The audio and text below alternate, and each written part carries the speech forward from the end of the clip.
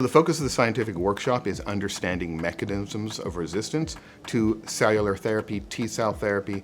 These are very potent treatments that we've developed over the last 5 to 10 years that have dramatically improved outcomes for patients with cancer, and particularly blood cancers.